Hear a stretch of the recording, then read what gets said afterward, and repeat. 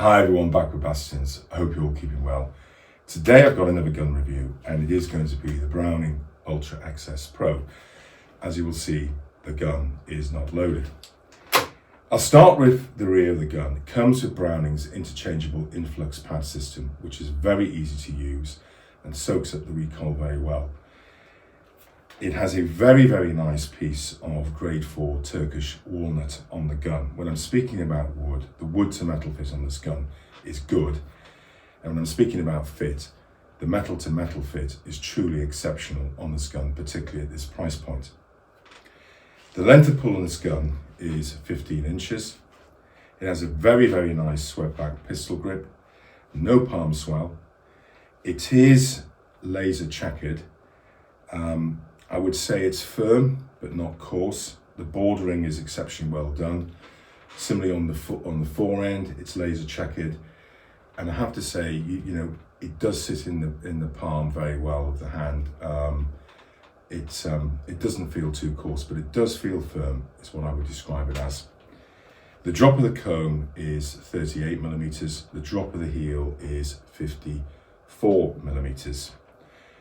It has an adjustable comb on it, and I think the design on this is very clever. Instead of having two inlets where you put an Allen key, Browning have a thing at the rear of the gun where you put an Allen key in and you can alter the comb, and I think it really improves the aesthetics of the gun. They changed this in about 2019/2020, so earlier models of this gun will have the older system. The top lever, I have to say, is very, very solid, very, very easy to use. Obviously this is a left-handed gun because I shoot left-handed. I've given a little bit of a game away there by saying that, but I won't spoil the surprise.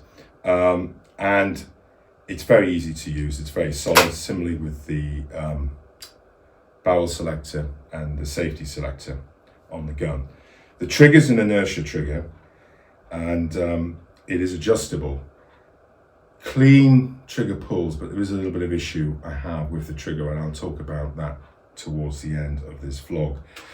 The action itself is the Browning, 525 action. It has been around for a number of years. It is very, very reliable, and I have to say a brilliantly designed action.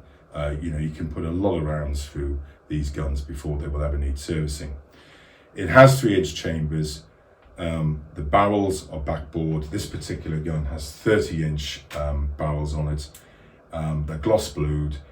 It is ventilated with a ventilated top rib, which runs from 13 millimeters through to, I think I'm right in saying 10 millimeters at the end. It might be 11 millimeters. I think it is 10 millimeters. It has a center tram line. It also has a center bead and an end bead on it. The fore end is a beaver tail fore end, quite a thick fore end I describe it as. It's not, schnabel, tulip or a London style fore end. So I would say if you got large hands, it probably works quite well. This particular gun has within it teak flush fitting chokes, which I think suit the lines of the gun far better. It comes as standard with a set of 8 extended titanium chokes. The gun weighs 8 pounds 3 ounces, and that is it balanced on the hinge pin. And overall, yeah, I really do like the aesthetics of this gun. It comes up very, very nicely, but there are one or two issues with it. I'll talk about something that's a bit subjective. I really don't like the design of that action. I think it looks like something from a 1970s dining table mat. I think it's nothing to man nor beast. Why on earth Browning have put something ornate on that, I do not know. I'd sooner just had the branding, Ultra XS Pro. The trigger, but that's something you either like or don't. I mean, at the end of the day, I could live with that. The trigger's an inertia trigger. Now, it's interesting on this. There's two things that have happened with it when I've shot with this gun. I put 325 cartridges through a shooting ground, and hit Simo pairs on quite a lot of those occasions, and about 15 times it caught me out on the Simo pairs. I actually met somebody who had the same gun at the end of the day, and he said the trigger can catch you out in Simo pairs, which is correct because it's not a mechanical trigger, it's an Ursh trigger. But the other thing was I found there was a lot of playback on the trigger, and my finger ended up blistering. I've got around that. I would just put a glove on it the next time I used it as simulated game day, and there wasn't an issue with the finger blistering. But the main issue I would say I have is this beaver tail forend. I mean, if you look at the gun, underneath the gun, you see how slim it is. Very, very slim.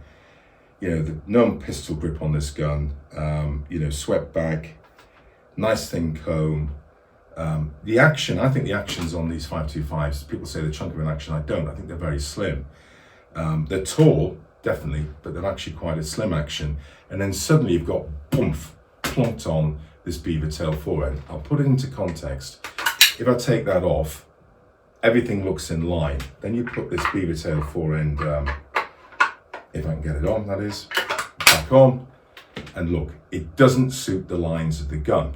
But more importantly, the stock of this gun feels like a field stock, right? The drop of the comb is 38 millimeters.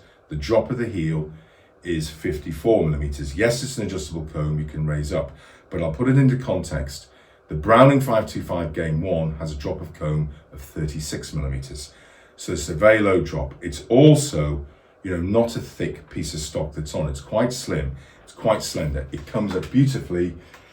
And then suddenly, bang, your hand is on this forend. This great, big, chunky forend.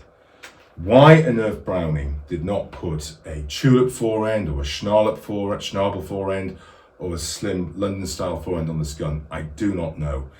To my mind, the forend does not marry the stock of this gun. It's just completely and utterly out of sync. Now, it's not all bad news with having a thick beaver tail forend, because I did, as I mentioned, do a simulated game day. And when you hit simulated game days, you put a lot of cartridges through, and it was a scorching hot day. And a couple of the guys had other brands, well, I should say other makes of gun. They had slim style forends, and they actually burned their hands on those guns because they cooked so hard, particularly with the forend iron. With a thick beaver tail forend, that was never going to happen. So there was an advantage to it. And, you know, I really do want to like this gun. I think this gun is exceptionally priced. It comes new about £4,000. A good quality second-hand one comes in at £3,000. And you get a lot of kit with it. You get a sort of opaline, Negrini leather trim travel case.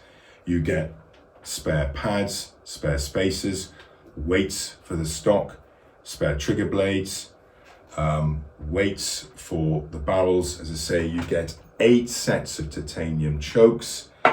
You get socks of the gun, you know. You get pretty much everything you want with this gun. And I think it is exceptional value for money. And I keep saying this channel's always about value. And I don't know of a better pound for pound value shotgun on the market at the moment. And I've wanted to look beyond this beaver tail forend with this gun.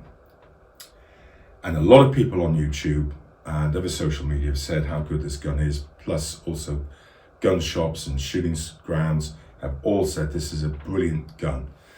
So I have purchased this gun. Basically, the deal was too good to walk away, and I listened to other people. However, I am going to sell the gun. And by the time this vlog goes out, I will have got rid of the gun, but not for the reasons that you think. I will save that for a later vlog. In the meantime, stay tuned.